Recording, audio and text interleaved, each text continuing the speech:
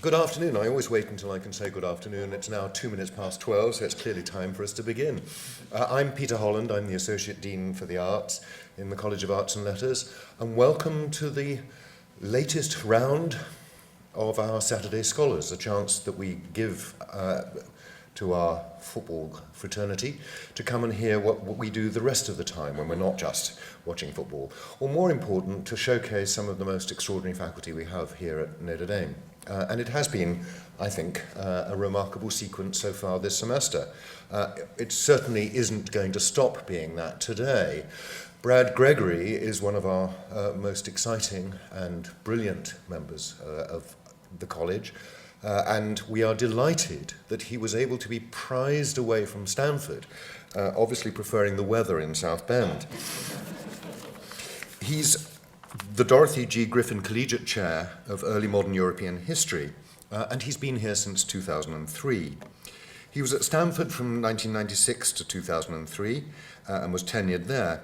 His work specializes on the history of Christianity in Europe during the Reformation era and the long-term influence of the Reformation on the modern world. Before teaching at Stanford, he had a PhD from Princeton. You see the kind of lineage he has behind him, and was a junior fellow in the Harvard Society of Fellows. He also has not one, but count them, 2 degrees in philosophy, both from the Catholic University of Louvain in Belgium. His first book, Salvation at Stake, Christian Martyrdom in Early Modern Europe, published in 1999, received no fewer than 6 book awards, including one from the American Catholic Historical Association. He was a recipient of teaching awards at Stanford and again at Notre Dame. He was here, for instance, a winner of the Joyce Award. And he was, in 2005, named the winner of the first annual Hyatt Prize in the Humanities from the Dallas Institute of Humanities and Culture.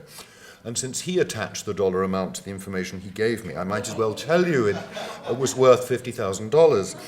So if he suggests going out for a drink, he's buying. His most recent book is entitled The Unintended Reformation, How a Religious Revolution Secularized Society, and it was published just this year. It's also, of course, the title of the talk today, and it has started winning prizes. He's just been awarded the inaugural Aldersgate Prize for Christian Scholarship, which is presented by Indiana Wesleyan University. His new book that he's working on explores conceptions of human nature from the Middle Ages to the present, and at the moment the book is to be called Embodied Souls and Their Rivals, but his title today is The Unintended Reformation. Brad Gregory.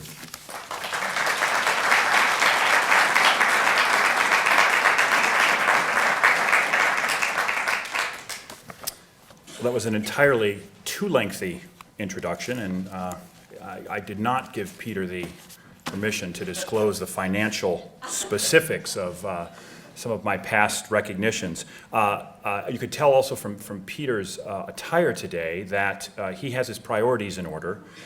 It's always a good thing, though, I think, on a football Saturday to have a bit of frivolity, a bit of diversion, if you will, academic diversion in the form of the Saturday Scholars Lecture, before we get to the serious business of what will transpire on the gridiron starting at 3:30.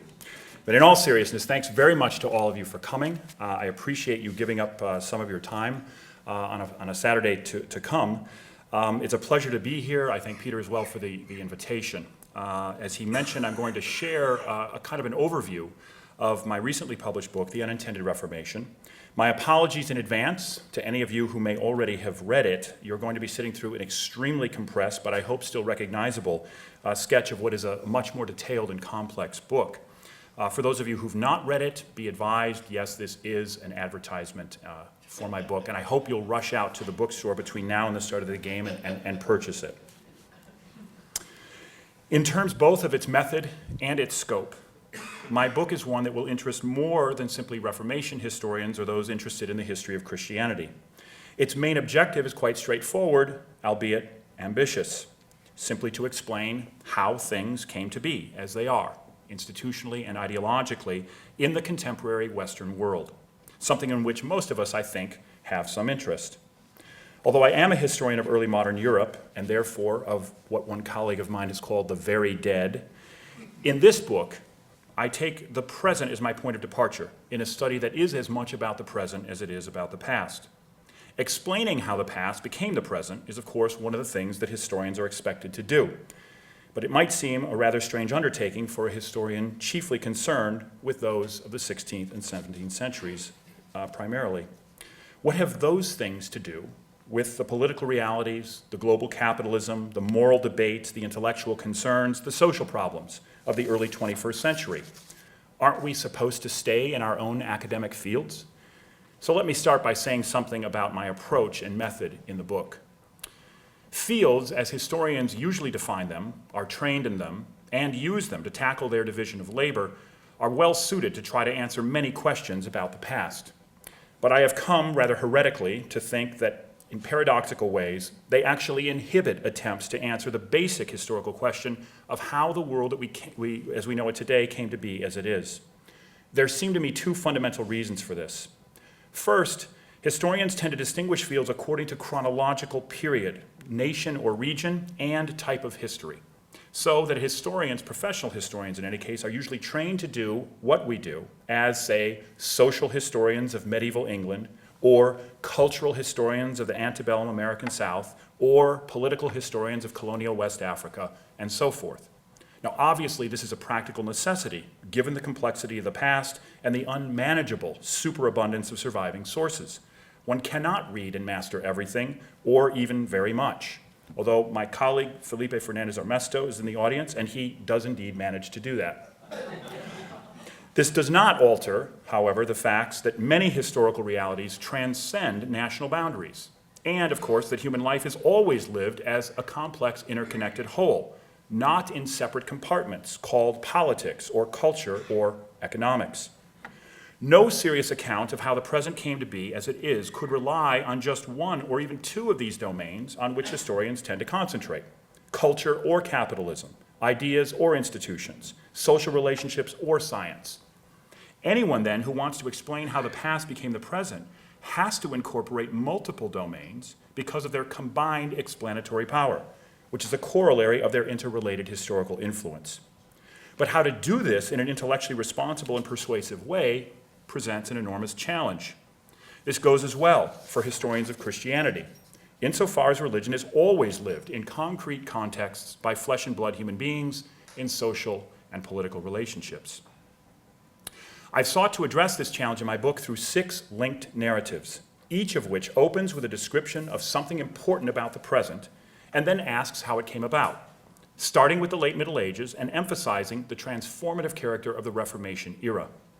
I start with the institutionalized worldview of late medieval Christianity in my book, looking back where necessary to earlier medieval centuries and indeed to the ancient world in a manner consistent with my genealogical methodology. Because Western Europe on the eve of the Reformation, that is around 1500, is how far back in time we need to go in order to explain how and why the world in which we're living today came to be as it is. As a many-layered, locally diverse, institutionalized worldview that had been unsystematically built up over centuries, late medieval Christianity sought to shape all of life's domains and influence them all for good or ill. Hence, the Reformation's challenge to and rejection of the authority of the Roman Church was bound to affect all of those domains, a fact reflected in the range of issues analyzed in my book's 6 chapters, which cover science, religion, philosophy, politics, morality, capitalism and consumerism, and higher education in relationship to one another. The fact that each chapter starts in the late Middle Ages and runs through the Reformation era to the present is related to the second reason why historical fields, as ordinarily constituted, fall short in explaining the character of the present. In a word, changes that occurred in the distant past remain influential today, although they tend not to be recognized as such because of the chronological division of labor among historians and the conception of historical change over time that it presupposes. Most historians, and indeed people in general, regardless of the period studied, are taught to believe that accounting for the present is a task that falls primarily to historians of the modern era. Historians of the pre-modern past are specialists in reconstructing and rendering its difference, its otherness, a dramatic difference only confirmed in proportion to those historians' immersion in their sources.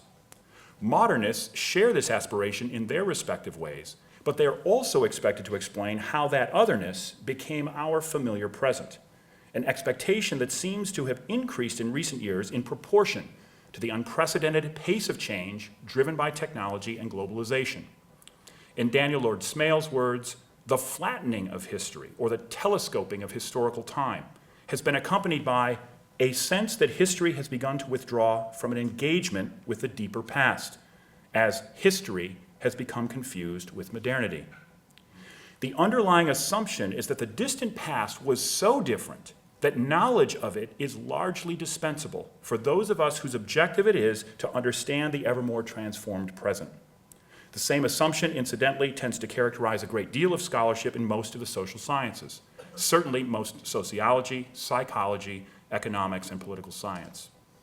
So Reformation historians, like me, for example, surely need to understand the late medieval period in order to comprehend the 16th century historical realities in which they are primarily interested. But 20th century American historians can ignore them. This seems to make sense, even aside from the accelerated rapidity of change in recent decades, given the radical transformations wrought by the shift from a primarily agrarian to an industrial economy in Western Europe and North America in the past 2 centuries, together with the solidification of powerful bureaucratic states and a demographic trend away from rural and toward urban societies. The dramatic transformations wrought by the scientific revolution, the Enlightenment, industrialization, and modern capitalism separate us from them.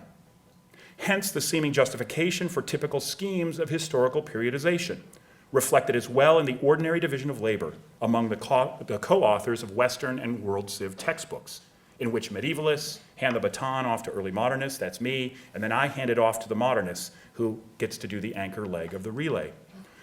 The pre-modern European past of the late Middle Ages and the Reformation era is assumed to have been left behind, important for explaining what immediately followed it, but not for the present. I think this common conception of historical change is mistaken in crucial respects, and my entire book is directed against it. I don't dispute the enormity of the transition from pre-modern to modern in the ways that I just mentioned. Who could?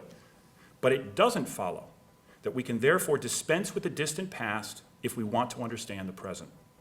I reject the idea and the practice that we should regard the pre-modern past as over and done with, a bygone epoch against which modern institutions and ideologies define themselves and which they have transcended and left behind. I've sought to make the starting point of my book as flatly descriptive as possible.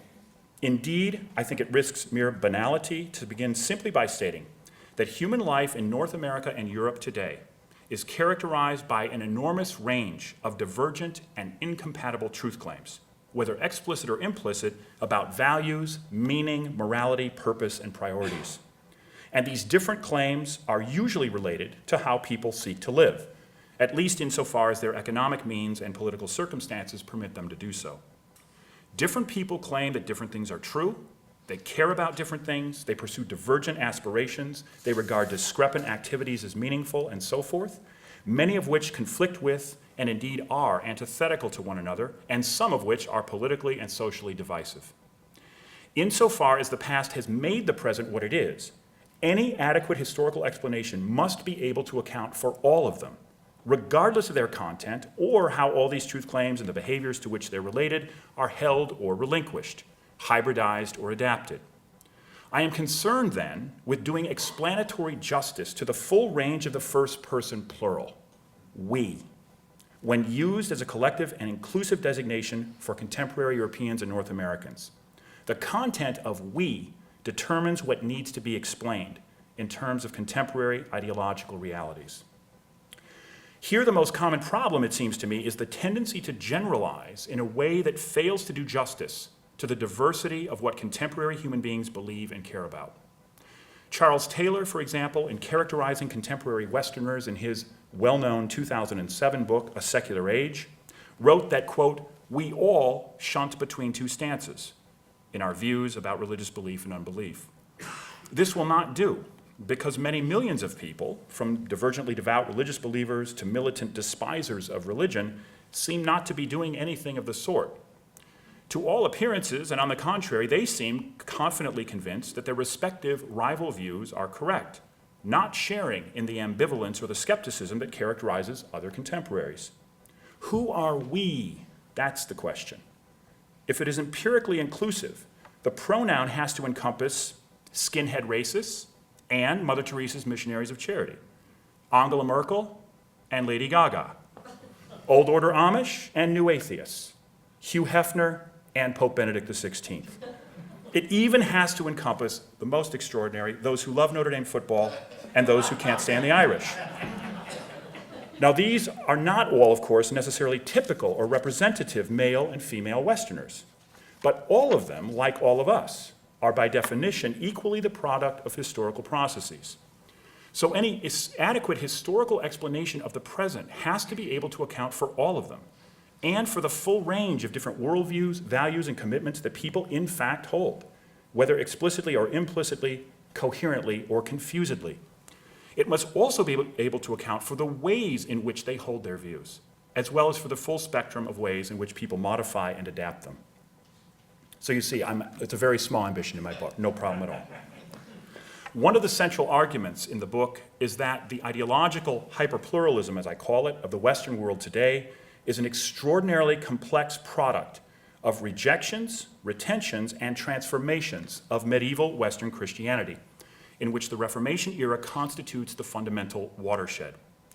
For the doctrinally, socially, and politically divisive agreements about what is true, how one ought to live, what matters most in life, and so forth, that emerged within a Western Christian context and characterized the Reformation era from its outset in the early 1520s have never gone away. They have rather been transformed, modified, and expanded in terms of content and character, even as efforts have been made to contain and manage their unintended and enormous effects. Because late medieval Christianity was, for better or worse, an institutionalized worldview, rather than something separate and separable from the rest of life called religion, the unwanted persistence of early modern Christian pluralism precipitated subsequent ideological and institutional changes, which taken together explain the hyperpluralism of North America and Europe in the early 21st century. This ideological heterogeneity is today contained by and incubated within the dominant institutions, most importantly, liberal sovereign nation states and the market's symbiosis of advanced capitalism and consumerism that protect a formal ethics of individual rights, originally pioneered in the United States in the late 18th century, and which now, with national variations, characterizes every country in the Western world. Virtually universal participation in an acquisitive consumerist ethos provides the most important cultural glue, which functions to hold together the ideological hyperpluralism.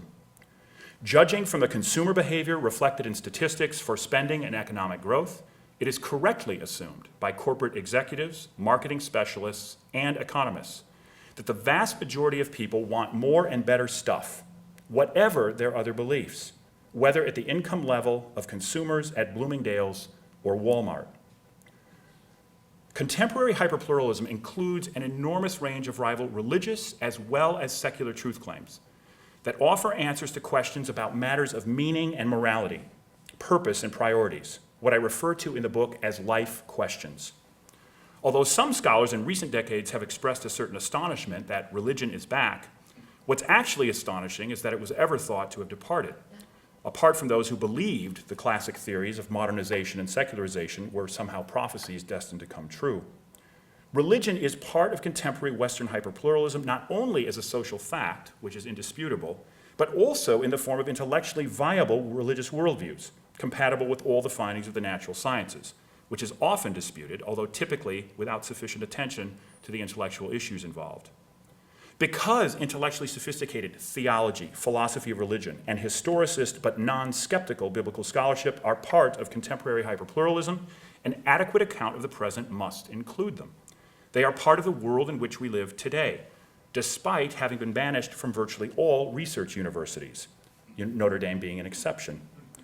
In the book, I show, in Chapter 1, not only how mistaken views about the alleged incompatibility between revealed religion and science emerged historically, but also, in Chapter 6, how they are reinforced through the institutionalized exclusion of all substantive religious claims from secularized higher education. Both phenomena are part of the unintended long-term effects of the unresolved doctrinal disagreements of the Reformation era. By the 17th century, these standoffs had led to reason, however defined, as the only non-confessional means of approaching the relationship between God and the natural world. Meanwhile, unintended doctrinal pluralism problematized the status of Christian doctrinal claims and paved the way for their exclusion as unverifiable opinions from any place in universities, dominated by the end of the 19th century by the philosophical assumptions underlying the newly preeminent natural sciences. I told you we're moving quickly, okay.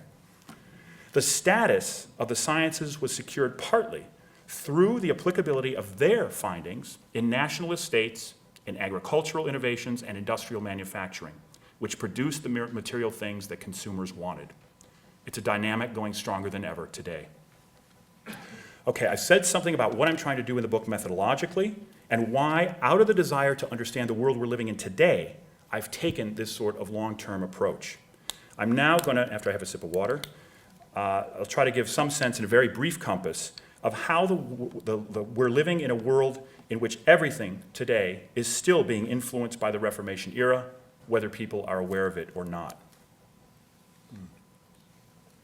Aren't you glad you're staying? I mean, who could resist that, right? It's like, what? That a religious revolution led to the secularization of society is obviously a paradox, and it's certainly not what any of the leaders of the Reformation sought in the 16th century. The first thing to be said then is that the Reformation's influence on the eventual secularization of society was complex, far from immediate, mostly indirect, and very much unintended, hence the title of my book. This influence was not, in my view, much like the one posited by the famous German sociologist Max Weber. I regard as basically mistaken the fairly common position that a once enchanted and magical medieval worldview was disenchanted and secularized through either something inherent in Protestantism or intrinsic to modern science. Indeed, this is one form of a common narrative of modern Western history that does not do justice to the present because, among other things, it ignores the continuing intellectual viability of contemporary religious worldviews. The Reformation per se did not disenchant the world or secularize society. 16th century Protestant writings are filled with references to divine providence and presence. Those who rejected the authority of the Catholic Church in the 16th century sought to address its long-standing problems in order to make all of human life more genuinely Christian than it had been. This had been a pressing concern among many reformers within the Church throughout the later Middle Ages, from Catherine of Siena in the 1370s through Erasmus in the 15 teens.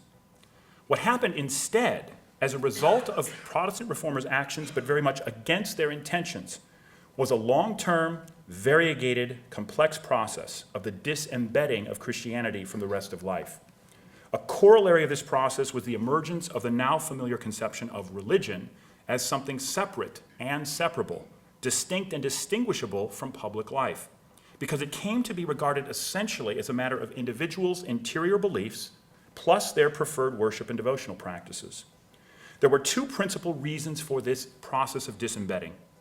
First, the turn to Scripture alone in the Reformation, to the Bible as a supposedly self-sufficient and clear basis for Christian faith and life, independent in principle of ecclesiastical tradition and the Church's authority, yielded nothing remotely resembling a consensus about the meaning and implications of God's Word.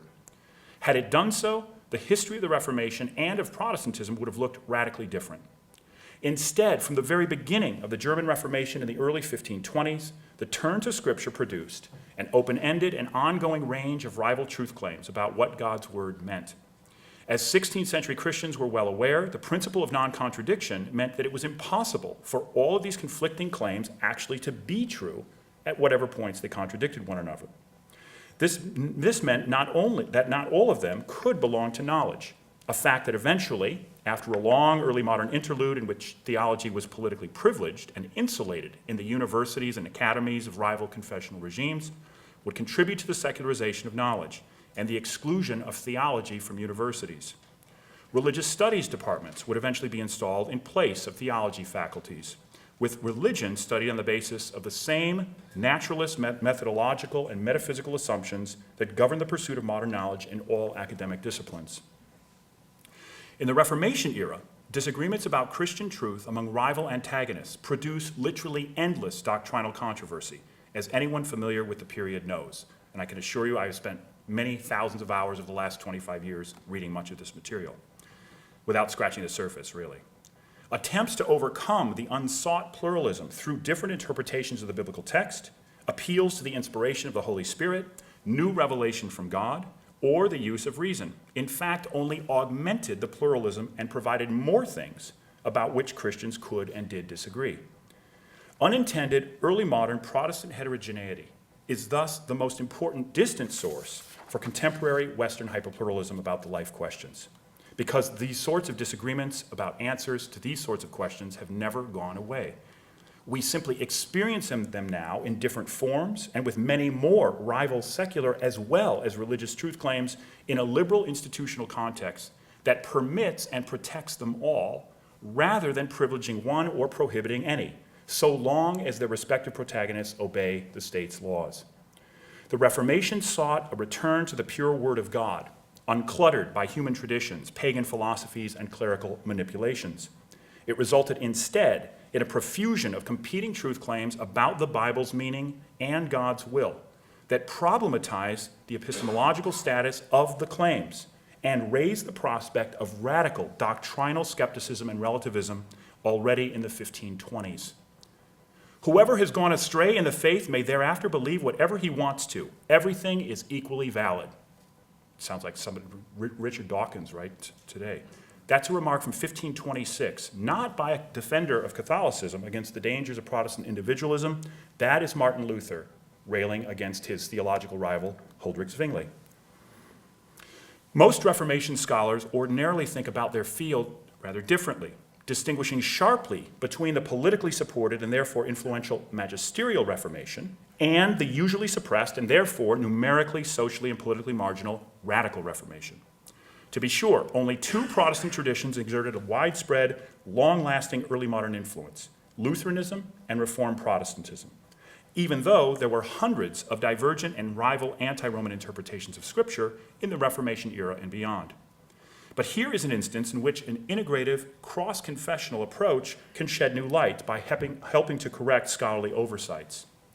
Biblical interpretation and the exercise of power are two different things. They should not be conflated, but rather distinguished for purposes of historical understanding. When we do that, we see that Lutheranism and Reformed Protestantism, including here the Church of England, what we can call Anglicanism, starting with the Restoration of 1660, were actually the great exceptions of the Reformation, just the opposite of the way in which they usually have been and still tend to be regarded. Precisely because from among all the various anti-Roman interpretations of God's word, only these two secured the enduring support of political authorities. Unlike all other anti-Roman Christians, Lutherans and Reformed Protestants had political refuges in which they were not proscribed, persecuted, and punished. The Radical Reformation was important not because, with few exceptions, it had any widespread social, cultural, or political impact in the 16th and 17th centuries, but because it shows what the Reformation as such produced, absent control by confessional political authorities. The same open-ended heterogeneity of divergent views about the meaning of God's word is evident in a radically different political context in modern liberal states, which of course deliberately avoid confessional prescriptions. Only when we historically reintegrate the radical with the magisterial Reformation and distinguish the rejection of the Roman Church from the exercise of political power does the significance of the appeal to the Bible become clear within the Reformation as a whole. That Lutheranism and Reformed Protestantism were politically supported and therefore socially influential is no reason to regard either as theologically normative, as if justification by faith alone through grace alone were therefore true and somehow the clear cornerstones of Christian doctrine. Certainly early modern Mennonites and Familists and Socinians did not agree. Scripture alone, unfettered and unconstrained and absent political oversight, produced an open-ended range of rival truth claims about what Christianity was and implied. Scripture interpreted by authorities with the backing of political authorities produced confessional cities, territories, and states, analogous to the early modern confessional Catholic regimes at the same time. Even more influentially, the on and off religio-political conflicts between the 1520s and the 1640s, especially those between magisterial Protestants and Catholics in different regions of Europe, were the second main reason for the eventual disembedding of Christianity from the rest of life after the Reformation. Much to the chagrin of Protestant leaders, the papal Antichrist and its kingdom did not crumble as a prelude to the apocalypse. On the contrary, especially after the Council of Trent, Roman Catholicism regrouped in Europe and solidified its spread around the world, from New France in North America to the Philippines in Asia. And much to the dismay of Catholic leaders, the Protestant Reformation demonstrated its staying power, unlike those groups of medieval dissenters that the Roman Church leaders working with non-ecclesiastical authorities had managed through suppression, at least to contain and control. Because what was at stake was so important: God's truth and the prospect of eternal life in the hereafter, as well as the right ordering and flourishing of human life in the present. Faith commitments played a part in the motivations of many rulers and their involvement in the religio-political conflicts from the late 1520s all the way through the 30 Years' War and the English Civil Wars in the 1640s. These conflicts were destructive, expensive, and inconclusive. No Reformation-era rulers who engaged in them were able to achieve their main goals in any lasting manner, nor were they able to eliminate to their satisfaction those dissenters who subverted the aim of creating Christian moral communities coextensive with rulers' respective political communities. Instead, resolute confessionalizing efforts, although welcomed by the willingly devout, helped to foster reservoirs of resentment, precisely among the resistant whose conformity was sought. This would provide a crucial part of the background for the dominant liberationist narrative of modernity, viewed as a trajectory from oppressive pre-modern restrictiveness to modern individual autonomy, first forged in different Enlightenment national contexts and no less evident today in various manifestations. By the mid-17th century, there were strong incentives to discover or fashion persuasive ideological substitutes for Christianity that would be capable of transcending the deadlocked doctrinal controversies and the revival of ancient skepticism to which they contributed, the most important and influential of which was modern philosophy, beginning with Descartes. But the failure of modern philosophy to provide consensual, substantive answers to the life questions through reason alone, just as the Reformation had sought but failed to provide such answers through Scripture alone, had by the late 20th century left considerable skeptical wreckage in its wake. Indeed, one might say that after a centuries-long detour led by modern philosophy, a central thrust of much postmodernism represents a return of the early modern skepticism that modern philosophy tried but failed to overcome, having instead replicated in a rationalist key the unintended pluralism of Protestantism. But the eventual solution to unintended rival truth claims about what to believe and how to live would not be religious or philosophical, but rather institutional. Indeed, by the early 17th century, some institutional arrangements were emerging that looked like they might provide an alternative to confessionalization and the prospect of future rounds of religio-political conflict. In the 1580s, urban leaders in that strange new polity, the Dutch Republic, began experimenting in the direction opposite to the confessionalizing ambitions characteristic of so many other rulers. They were keenly aware of the ongoing conflicts between Catholics and Calvinists in France, and wary of militant Calvinism no less than of Catholicism. Hence, they privileged Reformed Protestantism as the Dutch public church, but they did not make it the state religion. No one was compelled to attend its services or belong to its communities of faith. And in fact, throughout the Dutch Republic, Reformed Protestants long constituted a minority of the population. Employing a de facto distinction between public and private space, the Dutch were essentially, if implicitly, defining something new: religion, considered as a matter of individually preferred interior beliefs, worship, and practices of devotion, and therefore separable from the rest of life. The English ambassador to the United Provinces, William Temple, described the effects in 1673. The power of religion among them, that is the Dutch, where it is, lies in every man's heart. The appearance of it is but like a piece of humanity, by which everyone falls most into the company or conversation of those whose customs and humors, whose talk and disposition they like best. As in other places, 'tis in every man's choice with whom he will eat or lodge, with whom go to market or to court. So it seems to be here with whom he will pray or go to church, or associate in the service or worship of God. Nor is any more notice taken of what everyone chooses in these cases than in the other. Here, Christianity, or to use Temple's more abstract term, religion, has been subjectivized, interiorized, and compartmentalized. With Temple and others in the late 17th century, we see early articulations of what would turn out to be the institutional solution for domesticating a disruptive, divided Christendom. Society, the public life of power and politics, economic transactions and non-ecclesiastical institutions, and all other normal, non-sectarian social interactions, had in principle, at least embryonically, found its way free of religion, which was simultaneously becoming something separable from the rest of human life. Such a society would be quite different from the forms of human life it was displacing, because Christianity itself was being radically redefined as a restricted matter of individual preference in place of something intended to inform shared public life. But as long as divided Christians continued to share so many other beliefs in common about morality, familial duty, participation in civic life, and so forth, the public effects of the toleration being pioneered by the Dutch would at first remain relatively minor.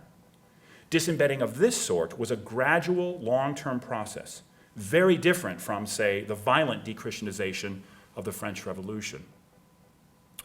Increased religious toleration was good for business. One of the crucial developments that facilitated Christianity's gradual disembedding, a development intertwined with the innovative political practices of the Dutch, was their emergence as a maritime commercial power in what some historians have argued was the first modern economy. In critical ways, Dutch practices of acquisitiveness represented a departure from traditional Christian views about the dangers of avarice and the pursuit of wealth, views that had been expressed with copious reference to Scripture among Lutheran, Reformed Protestant, and Radical Protestant leaders in the 16th century. But understandably, and especially after the cataclysm of the 30 Years' War, part of their own 80 Years' War with the Spanish, the Dutch were not the only Christians who demonstrated their preference for shopping over doctrinal controversy and possible further rounds of religio-political conflict. As one of my colleagues said when I was working on the book and I described this part to him, he said, "Oh, so what you're saying, people stopped fighting over religion and started to go shopping instead, and that's still what we're doing." I said, "That's a pretty good one-line description."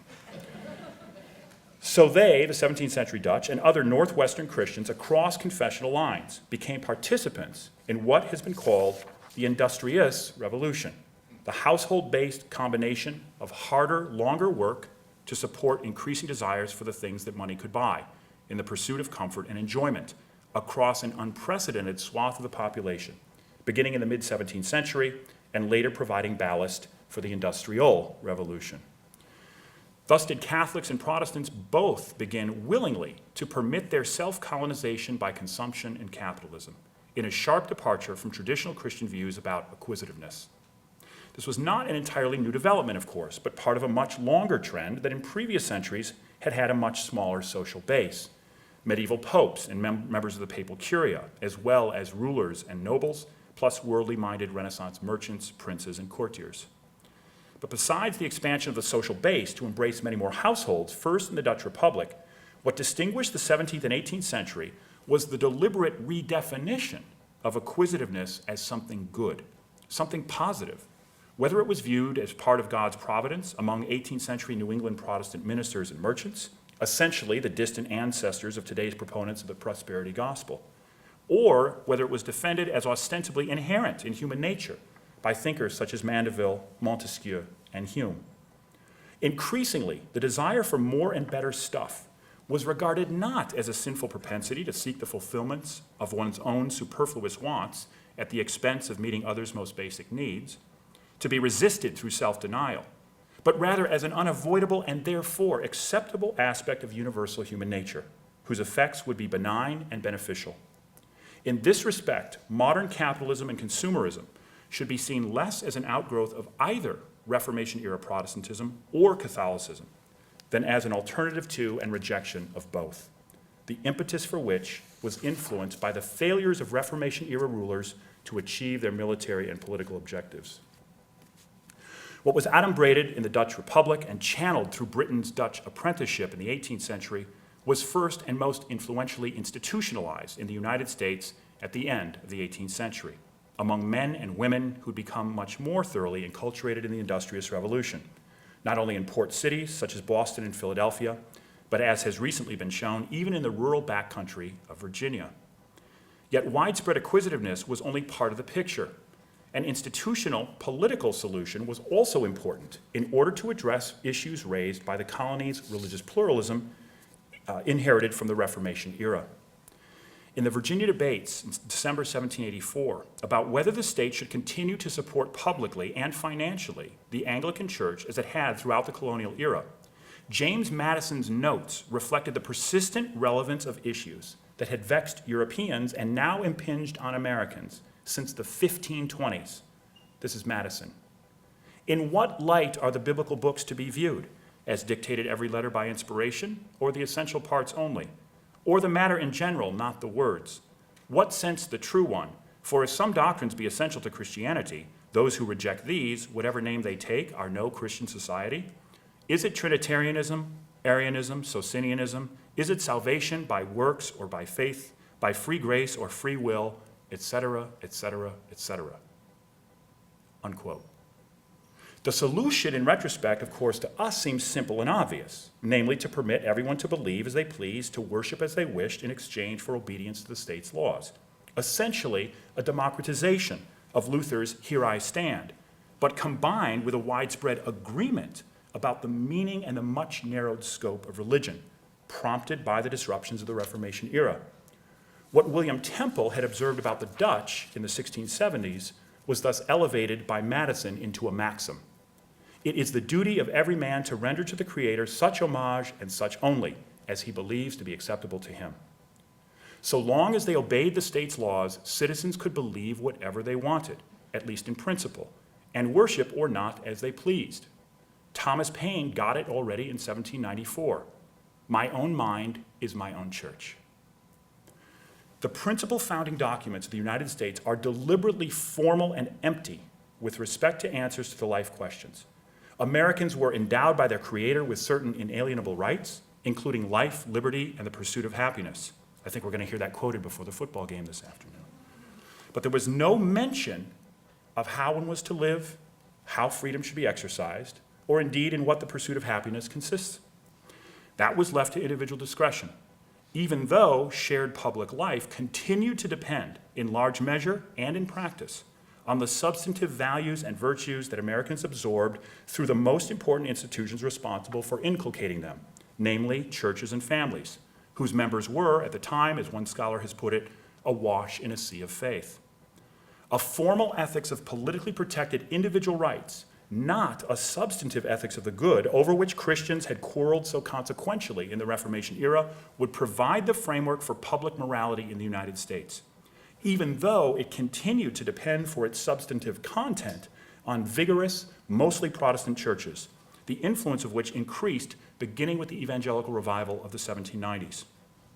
Federal disestablishment of churches could and did work as well as it did because of this symbiotic relationship. The effects of this symbiosis struck Alexis de Tocqueville during his American visit in the early 1830s. There is an innumerable multitude of sects in the United States. They are all different in the worship they offer to the Creator, but all agree concerning the duties of men to one another. That is, their members shared a sense of moral responsibilities and obligations that could and did inform public life, despite federal disestablishment and the institutional separation of church and state. Tocqueville continues, each sect worships God in its own fashion, but all preach the same morality in the name of God. Indeed, all the sects in the United States belong to the great unity of Christendom, and Christian morality is everywhere the same. That is, as a contingent sociological fact at the time, the large majority of Americans happened still to share a moral outlook that informed public life, which meant that religion, as Tocqueville famously said, should therefore be considered as the first of Americans' political institutions. In effect, disestablishment and freedom of religion were contributing to the cohesion that early modern Reformation-era confessional regimes had sought to achieve via coercive established churches. But the subsequent history of the US has demonstrated the instability of this social reality and its political effects. The country's underlying political and legal framework was deliberately without prescriptive content about the life questions, and it protected individual rights because of the enduring doctrinal disagreements and their correlative social divisiveness inherited from the early modern period. Individuals had to be protected because individuals disagreed about what was true and how to live. To be sure, public social life, politics, and morality could continue to be influenced by religion under the terms of disestablishment and the political protection of individual religious freedom. But they would actually be so influenced only if citizens exercised their freedom in ways that concretely shaped domains of life that were, in principle now, officially insulated from religion. If citizens started collectively and habitually behaving differently, say through an intensification of the consumption practices that had marked American life since the colonial era, resulting in recent decades in a distinctively consumerist rather than a merely industrial society, then the influence of religion on public life would change accordingly. I would suggest that this is largely what has happened in the United States, especially after World War II and most visibly since the 1960s.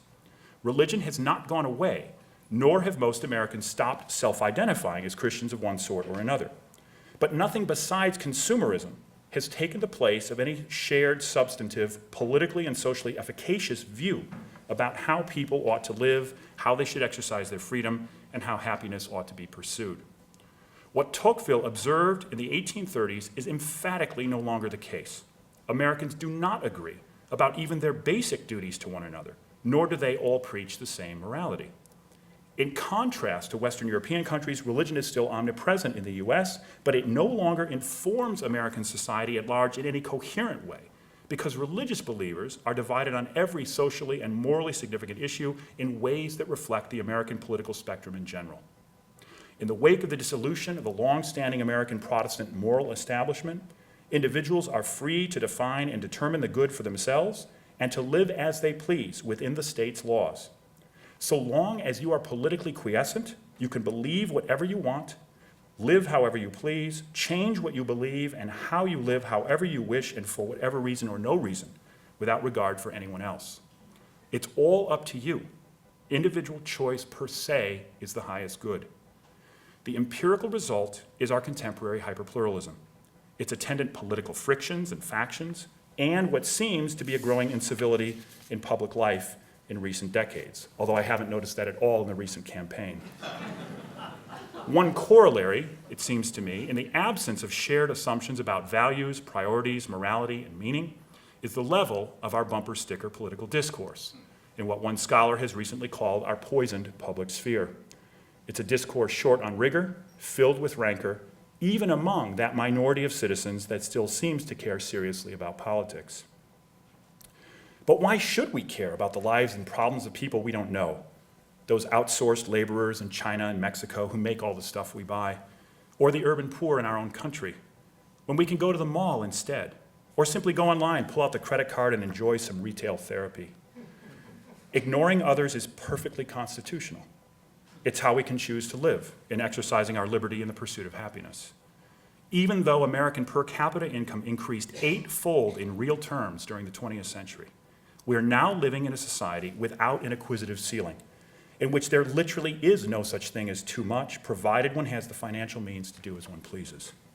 This is the latter-day secularized outcome of early modern Christian self-colonization by capitalism and consumption, which now functions within our political and legal system to hold together the hyperpluralism that is the unintended latter-day ideological outcome of the Reformation. To be sure, modern liberalism solved the serious problem of coexistence among contentious Christians and the failure of antagonistic confessional rulers to achieve their objectives. But the rights it protects have facilitated more than the solution to a political problem. Consider the relationship between consumerism as an expression of the exercise of individual rights and the environmental impact of the industrial manufacturing that produces all that stuff, including the world's petroleum-powered vehicles. Of course, we can always hope that the findings pertaining to climate change from so many teams of scientists and so many different disciplines from around the world have nothing to do with human activity, and that we are indeed simply experiencing another upswing in the Earth's natural warming and cooling cycles. But if what we're really seeing is the cumulative effect of acquisitive desires on the natural world itself, it would turn out to be the ultimate subversion of some of the most basic dominant assumptions of Western modernity, that the acquisitiveness sanctioned for centuries as rational self-interest and the high road to human happiness is actually endangering the biosphere that makes all human and other life possible. Small wonder, then, that some defenders of individual rights and free enterprise are keen to dismiss concerns about global warming as politically motivated hot air. Some people got it, sort of. But when you end a talk on this depressing a note, you throw in a line like that and people don't really quite know what to do. All right. By way of conclusion, I'll circle back briefly to the issue of historians' division of labor and our conceptualization of historical change. Historians tend to see Reformation history, the history of early modern political thought, early American political history, American economic history, contemporary global environmental history as separate scholarly fields. Indeed, they are. But the reality of the historical past that made the real present in which we are living ignores the boundaries we draw between those fields. That is why, if we want to understand the present, we have to transgress those fields too, with a historical approach and a method that can explain the world we're living in and where it came from. In however inadequate and abbreviated fashion today, just after noon, I hope I've conveyed some impression of how I tried to go about that in my book, which explores in considerably greater detail much more than I've been able to convey here. Thank you.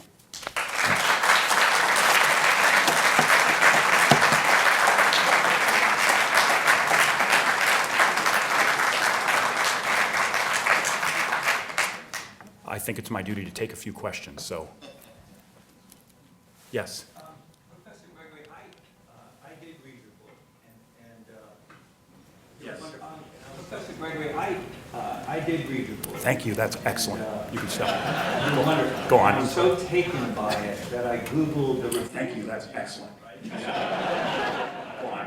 Now I really am going to go forward with this, because I Googled the review, right? And they, like me, mostly liked it, a classic, stuff like that, right? But there was one guy. I think I'm going to give you a chance to respond to him, because I think it'll be a good way to explicate what you're doing. So this reviewer said that this guy, Gregory, is just a grumpy fella who doesn't like modernity, right? And that everything about it he doesn't like, this hyper-pluralism, secularism, consumer, was caused by the Reformation. In the same way a bad scholar might say anything he's studying caused the French Revolution, okay? Now, because I read the book, I think I know the answer to that. It has to do with ambiguity of the Actually, just so that people know, full disclosure, there have been more than just one negative and critical reviews of the book. At the same time, I mean, I have in a number of fora responded to colleagues in journals and so forth about the book and the way it's been received. Some people have been very positive about it as well. But my contention is none of the critical reviews, in my view, have actually engaged with the argument in a way that would point to substantively what's wrong with it. I mean, in other words, it's clear to me that they don't like the book, but I don't like it is not a sufficient counterargument in the scholarly world. That particular review, I mean, some people said you should respond to this. I think actually it's better to let these things play out. That is, it's stirred a lot of controversy and a lot of debate, and I think that's a good thing. But I don't. I found quite baffling, honestly, the claim of the book that particular review rather that it wasn't even really history, that this is a kind of ideology posing as scholarship. As my colleague at Yale, Carlos Ayer, wrote in response, 150 pages of footnotes in multiple languages. That's not just a smokescreen. You have to take that seriously. And this is a book that I've been. Unbeknownst to me, I was thinking about this book for more than 20 years. I didn't know it. I mean, I wrote it within about 3 once it actually, certain things became clear to me. But I don't think that particular review is done justice to the book. And so if somebody doesn't really actually engage the arguments, but simply doesn't like it, there's not a lot really that one can do. Yes? Brad, there was a relatively positive review of your book in Commonwealth. There was a relatively positive review of your book in Commonwealth magazine, and that was good. But what is your personal attitude toward our society today? I'm ambivalent. I mean, I certainly don't think that the idea that this has anything to do with modernity, that's simply not the case. The point of the book is to try to draw attention to those things that I think tend to be seen as unproblematically positive and helpful. I will say that, I mean, for myself personally, I struggle more with the virtue of hope after having worked my way through and written this book than I used to. I think it's a tough situation, I think. It's a difficult situation that we are in now.